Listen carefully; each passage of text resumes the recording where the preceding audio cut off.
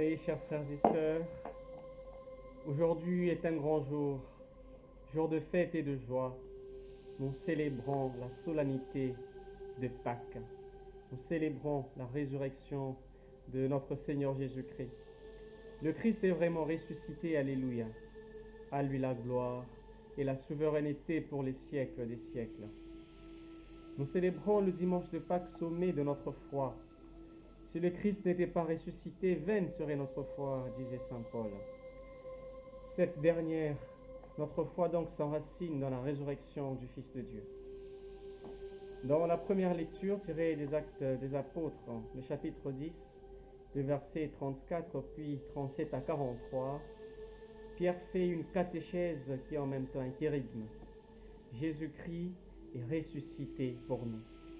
Frères et sœurs, ceci doit être une parole sûre, une parole d'espérance sur laquelle notre foi doit être posée. Le Christ est vraiment ressuscité et il est avec nous chaque jour. Cette annonce que fait Pierre chez un centurion romain a pour but d'inviter à la foi au Fils de Dieu par qui l'on reçoit le pardon des péchés.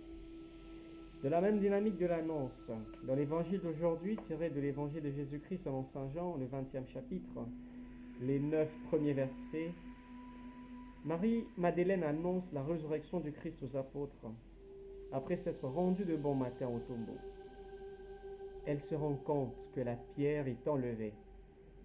Quand elle accourt vers les apôtres, elle leur annonce tout simplement que la pierre a été enlevée du tombeau. Elle ne comprenait pas en ce moment-là, frères et sœurs, qu'elle annonçait la résurrection. L'attitude de Pierre et de l'autre disciple qui accourt vers le tombeau doit nous questionner aujourd'hui. Pourquoi courir? Parce que c'est une nouvelle bouleversante. Le tombeau est vide. Pierre, en entrant, constate simplement qu'il est réellement vide, le tombeau. Mais notre disciple vit et il crut. La foi en la résurrection est fondamentale pour nous. Elle est nécessaire pour notre vie de foi. Et après avoir constaté et cru en cette résurrection, nous sommes appelés à annoncer que le Christ est vraiment ressuscité. Alors l'annonce de la résurrection nous demande une certaine crédibilité.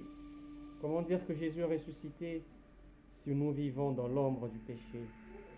Comment dire aux autres de croire au Fils de Dieu si notre vie est menée à contre-courant de l'Évangile? Paul, dans la deuxième lecture, nous exhorte à abandonner les œuvres de la chair, les œuvres des ténèbres, pour rechercher les réalités d'en haut. C'est cela qui prouve notre résurrection avec le Christ.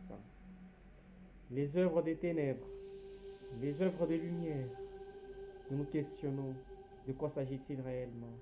Qu'est-ce qu'on peut appeler œuvre de ténèbres ou œuvre de la chair, ou encore, qu'est-ce qu'on peut appeler œuvre de lumière? Ne cherchons pas très loin. Saint Paul nous en parle dans Galates 5. Saint Paul nous présente les œuvres de la chair d'un côté et les œuvres de l'esprit d'un autre.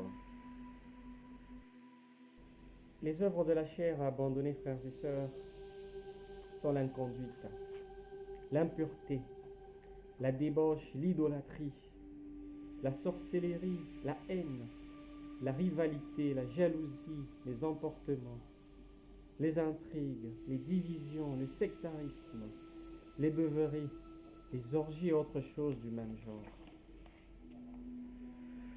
Mais les réalités d'en haut que nous devons rechercher à présent, puisque ressuscités avec le Christ, sont l'amour, la joie, la paix, la patience, la bonté, la bienveillance, la fidélité, la douceur et la maîtrise de soi. Frères et sœurs, en ce jour très saint, prions le Seigneur afin que par sa résurrection, notre vie soit dépouillée de tout ce qui entrave sa pleine réalisation dans le Christ, afin qu'illuminés, nous proclamions que Jésus est vraiment ressuscité. Bonne fête de Pâques à tous et à chacun.